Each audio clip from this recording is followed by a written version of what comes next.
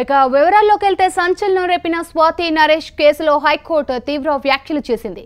తెలంగాణలో పరువు హత్యలు పెరిగిపోతున్నాయని, ఈ విషయంలో పోలీసులు ఎందుకు నిర్లక్ష్యంగా వ్యవహరిస్తున్నారని హైకోర్టు ప్రశ్నించింది.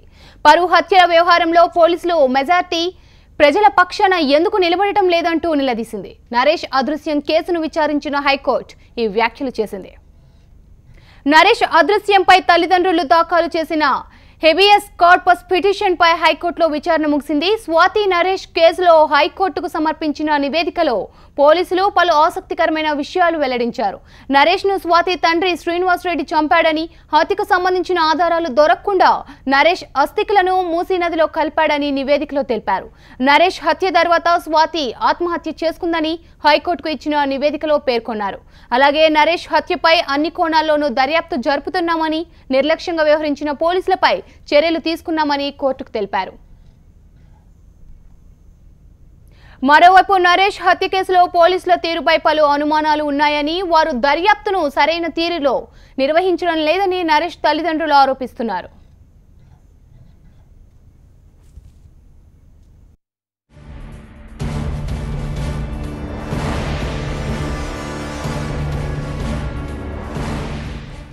సంచలనం రేపిన స్వాతి నరేష్ కేసులో హైకోర్టు తీవ్ర వ్యాఖ్యలు చేసింది. తెలంగాణలో పరువు హత్యలు పెరిగిపోతున్నాయని, ఈ విషయంలో పోలీసులు ఎందుకు నిర్లక్ష్యంగా వ్యవహరిస్తున్నారని హైకోర్టు ప్రశ్నించింది. పరువు హత్యల వ్యవహారంలో పోలీసులు మెజార్టీ ప్రజల పక్షాన ఎందుకు నిలబడటం లేదంటూ నిలదీసింది. నరేష్ అదృశ్యం కేసును విచారించిన హైకోర్టు ఈ వ్యాఖ్యలు చేసింది. స్వాతి వ్యవహారంలో హైకోర్టు హెబియస్ కార్పస్ పై విచారణ ముగించింది. అయితే విచారణ ముగిస్తూనే నార్త్ కల్చర్ తెలుగు రాష్ట్రాలకు ఎందుకు వ్యాపించింది, ఇటీవల పరువు హత్యలు తెలుగు రాష్ట్రాల్లో ఎందుకు పెరిగిపోతున్నాయంటూ హైకోర్టు వ్యాఖ్యానించింది. ఇంకా ఎలాంటి వ్యాఖ్యలు చేసింది, అసలు కోర్టులో ఇవాళ ఏం జరిగిందనే అంశాలు న్యాయవాది అర్జున్ గారిని అడిగి తెలుసుకుందాం. అంటే వాళ్ళ హైకోర్టు ప్రధానంగా హెబియస్ కార్పస్ పైన విచారణ ముగించింది, ఇంకా ఎలాంటి వ్యాఖ్యలు చేసింది? అంటే ప్రారంభంలోనే జడ్జి గారు ఈ విషయం చెప్పారు. అంటే ఇటీవల కాలంలో నేను చదువుతూ ఉన్నాను, 4-5 హత్యలు 2 తెలుగు రాష్ట్రాల్లో ఇలాంటికి సంబంధించి ఇంటర్ క్యాస్ట్ మ్యారేజెస్లో జరిగినట్లు చూస్తున్నాం. ఇది చాలా ఆందోళనకరమైన విషయం అని వ్యాఖ్యానించారు. అదే సందర్భంగా పోలీసులు కూడా వ్యవహరించాల్సిన తీరులో వ్యవహరిస్తే ఇలాంటివి జరగవు అన్న విషయం కూడా అనిపించింది.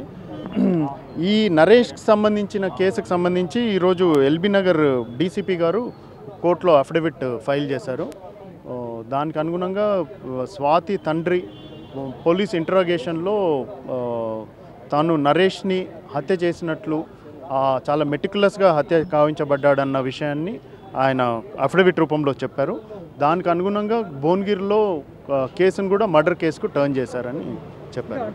హెబియస్ కార్పస్ పై విచారణ ముగిసింది, మీకు అనుమానాలు ఉంటే మళ్ళీ హైకోర్టును ఆశ్రయిస్తారా లేకంటే భువనగిరి కోర్టు చెప్పారు? అంటే మీకు ఇన్వెస్టిగేషన్లో కానీ ఇంకేదన్నా విషయాల్లో మీకు ఏదన్నా గ్రీవెన్సెస్ ఉంటే మీరు ఎప్పుడు ఏ లీగల్ రెమెడీస్ ఉన్నాయో అవి మీరు పూర్తిగా వినియోగించుకోవచ్చు అని ఆర్డర్లోనే రాశారు జడ్జి గారు. పోలీసుల తీరుపై ఏమైనా అనుమానాలు కానీ అటువంటి ఇప్పటివరకు చూడాలి. ఇప్పుడు వాళ్ళు గవర్నమెంట్ లీడర్ గారు చెప్పింది ఏంటంటే, ఇప్పుడు ఇన్వెస్టిగేషన్ చాలా కీలక స్టేజ్లో ఉంది, ఇప్పుడు మేము బయట పెడితే అది ఇన్వెస్టిగేషన్కి హాని జరిగే అవకాశం ఉంది కనుక సీల్డ్ కవర్లో కోర్టుకు సమర్పించారు. అది ఏం జరుగుతుందనేది చూడాలి. ఇది ఇక నరేష్ తండ్రి మనతో పాటు ఉన్నారు. ఇంకా శ్రీనివాస్ రెడ్డి పక్కడబందీగా చేశాడు, నరేష్కు సంబంధించి ఎలాంటి ఆనవాళ్ళు లేకుండా చేశారని కోర్టుకు చెప్పారు. ఇంకా మీకు ఏమైనా అనుమానాలు ఉన్నాయా? మాకు అనుమానాలు ఉన్నాయి. అక్కడ లేడనే మాకు అనుమానం ఉంది. అక్కడ కాలేసినని చెప్తుండు కానీ అక్కడ కాదు. అసలు కాలేస్తే అదొక తీరుగుంటుంది, అక్కడ భూమి నల్లగానని ఉంటుంది, ఏదో చెట్లన్నా మాడిపోతాయి. మొత్తం అక్కడ ఎంక్వైరీ చేస్తే ఏమాత్రం నువ్వు అదే రాత్రి కాలేసి అదే రాత్రి బస్తాలలో తీసుకుపోవడం మేము నమ్మం, ఎందుకంటే అది కాలుతుంది. ఆ రోజే నేను తీసుకుపోయినాను, అది అక్కడ లేదని మాకు ఒక చెట్టు కూడా మాడిపోలేదు. చాలా ఆ కేసునే మొత్తం మలుపుడు చేయాలని కూడా చాలా తప్పుదో పట్టిస్తుంది. కాబట్టి అది ప్రూఫ్ కావాలి. నా కోడలు కూడా స్వాతిని కూడా ఆత్మహత్య అన్నది అదొకటి తేలాలి. ఈ శ్రీనివాస్ రెడ్డిని అతి కఠినంగా శిక్షించాలని కూడా నేను కోరుతున్నా. నాది పేద కుటుంబం కాబట్టి నన్ను కూడా ఈ గవర్నమెంట్ ఆదుకోవాలి. ఈ ఆదుకోకపోతే కూడా నేను నడి రోడ్డు మీద ఆత్మహత్య దీనికోసం చనిపోయింది. ఎందుకంటే నాకు ఎవరు దిక్కులేరు. ఇవ్వాలి 24 ఏళ్ళ కొడుకుని పొట్టన పెట్టుకున్నాడు. కేసు దర్యాప్తు చేస్తున్న పోలీసులు సస్పెండ్ అయ్యారు. మరోవైపు నరేష్తో పాటు ఇంకొక వ్యక్తి బండి పైన వచ్చాడన్నారు. ఆ వ్యక్తి ఎవరో కూడా తెలియలేదు. అంటే ఉన్నాడా వ్యక్తి? అసలు ఆ వ్యక్తి లేడు, ఏం లేదు. ఎందుకంటే స్టార్టింగ్ నుంచి ఇది ఒక క్రిమినల్ కాబట్టి అంతే బ్యాక్గ్రౌండ్ మాకే చెప్పిండు, చుట్టాల తానుండు ఇక్కడ ఉన్నాడని కూడా చెప్పిండు. ఇవాళ బైక్ అంటే కూడా జనం ఎవరు నమ్మరు. దాన్ని ముందుకు తీసుకురండి, తీసుకొస్తే ప్రూఫ్ అవుతుంది కదా అది ఎవరు ఈడ ఆడ అన్నది. ఇవాళ నా ఇంటి చుట్టూ తిరిగినాను, నీ ఇంటి చుట్టూతో కూడా తిరిగేటట్టు కూడా ఆడ ఏమాత్రం లేదు, అక్కడ కూడా ఎంక్వైరీ చేసిర్రు. ఇవన్నీ నీ దగ్గర తప్పుడు ద్వారాలు తప్ప ఏది ఇంకొకటి ఏం లేదు. రైట్, ఇది నరేష్ ఫాదర్ చెప్తున్న అంశాలు. మొత్తానికి పూర్తి స్థాయిలో దర్యాప్తు చేయాలి. ఆ రోజు నరేష్తో పాటు మరొక వ్యక్తి ఉన్నారనేది కూడా ఒక కట్టుకథనే మేము భావిస్తున్నాం. దాంతోపాటు నరేష్ అసలు ఆ మృతదేహం అక్కడ కాల్చడానికి ఆనవాళ్ళు కూడా లేవు.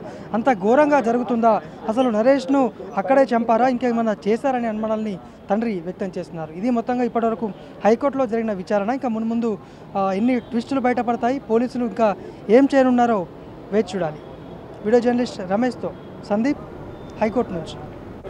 నరేష్.